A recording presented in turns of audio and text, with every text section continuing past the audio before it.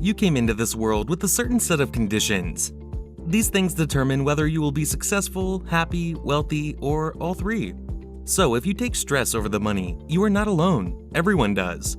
But instead of hoping things will improve on their own, you should take a hard look at some of the bad money habits you may have picked up over the years. Recognizing a problem is the first step to fixing it, so you need to be aware of any habits that could hinder your success. Subscribe to the channel so you never miss out. Here are the 7 points you must keep in mind. Number 7. Money disappears without your knowledge. Likely, you do not have a solid idea of how your money is being spent if you are required to live paycheck to paycheck and do not have a budget to guide your financial decisions. A detailed budget can help you determine what costs you the most, where you can make reductions, and how to initiate the process of making adjustments to your financial situation. It can also assist you in determining what areas you can make reductions in.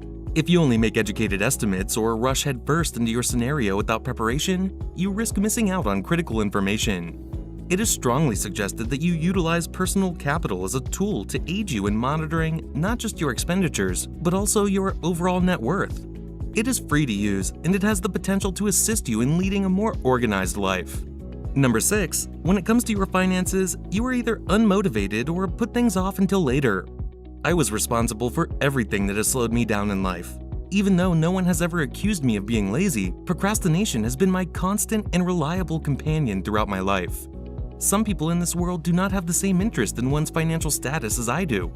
I am also aware that understanding or looking at one's money is not always nice. But despite this, I think that doing so should still be a part of one's weekly routine, even though doing so may be unpleasant.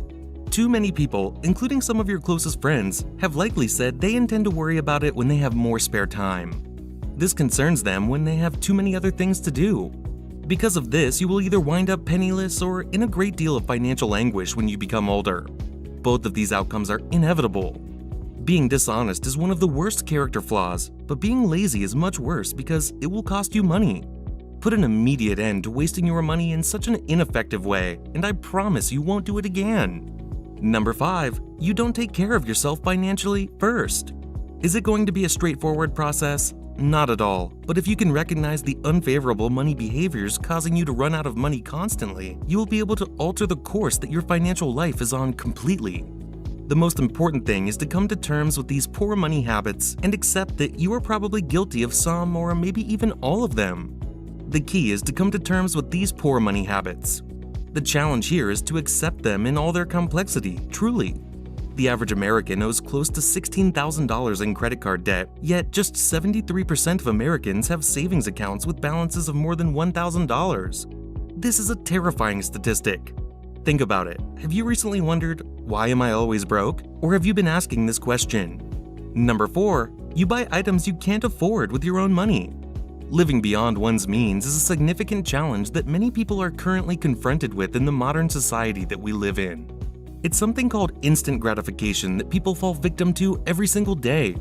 You want whatever might be considered expensive, such as an expensive watch, a large house, a luxurious automobile, or anything else along those lines. You won't settle for anything that isn't the absolute best.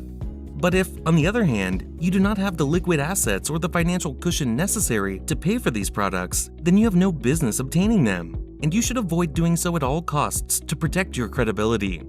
It is a strategy for getting deeper and deeper into debt, funding things that you cannot afford, and wasting even more money on paying down interest. You shouldn't beat yourself up for treating yourself well every once in a while. However, you should be cautious and limit your spendings to things currently within your financial capabilities. Number 3. You don't pay yourself first. You should always save part of your money, including a portion of each paycheck and any additional money you get or make. This is true regardless of whether the money comes to you or you earn it. This indicates that you ought to deposit that money into your savings account or retirement account before you pay any of your debts, and you should also do so before paying any of your other bills. If you want to start building up your savings, employing this method, which is common practice in personal finance, is necessary. One of your priorities should unquestionably be to meet all your financial obligations, including the timely payout of your bills and any other commitments that may come your way. On the other hand, if you only focus on that and do not make your savings a higher priority than anything else, you will almost certainly end up with very little money left over to save. This is because the money you save will not be given more importance than anything else. Number 2, you make no effort to acquire fundamental investment knowledge. It would be best if you didn't expect to learn these ideas in school unless you plan on majoring in economics in college. If that isn't your plan, then you should go somewhere else. If you want to understand how to invest in things like stocks or real estate, you need to devote some of your time each day to educating yourself. If you do this, you will be able to make wise decisions with your money.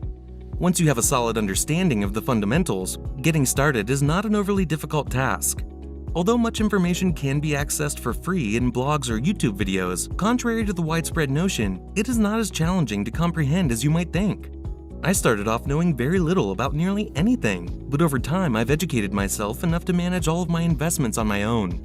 They have compounded over time, and now I'm able to live directly off of my investments. My understanding of personal finance and investment has been greatly improved due to the books I've read on the subject. Number 1, you don't make enough money. This is arguably the most glaring and significant criticism many people could have.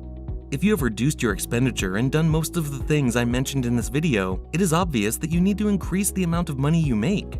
As I've stated previously, everyone's options for a career and their current financial status are distinct. Nevertheless, financial prospects are available to each of us in this century of digital advancement and social media. Working long and hard is the only way to increase one's income, yet the effort that one puts forth can be rewarded. Put forth a lot of effort, take on some extra responsibilities, and try to absorb as much information as possible. Make sure you ask for a pay increase at the appropriate moment. If you don't obtain one and are unsatisfied with the situation, you should start looking for other jobs. Consider making a move in your line of work. For instance, you can transition into digital marketing by earning some free online certificates and then possibly work for an agency to gain as much experience as possible in the field. Get a second job on the side or start a side hustle that you can do from home on your days off. Whether that means beginning a blog, dropshipping, producing items to sell on Etsy, or anything else. It's no secret, people from all over the world have different opinions about how to manage money and what is considered a priority when it comes to financial decisions. But I think it's safe to say that the more you keep listening to the so-called financial gurus, the more you will wind up in debt and be in a world of financial disaster.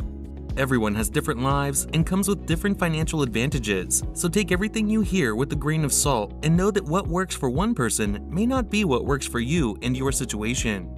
You just have to be smart about it and don't fall victim to the money trap if you want to truly live a life of financial freedom.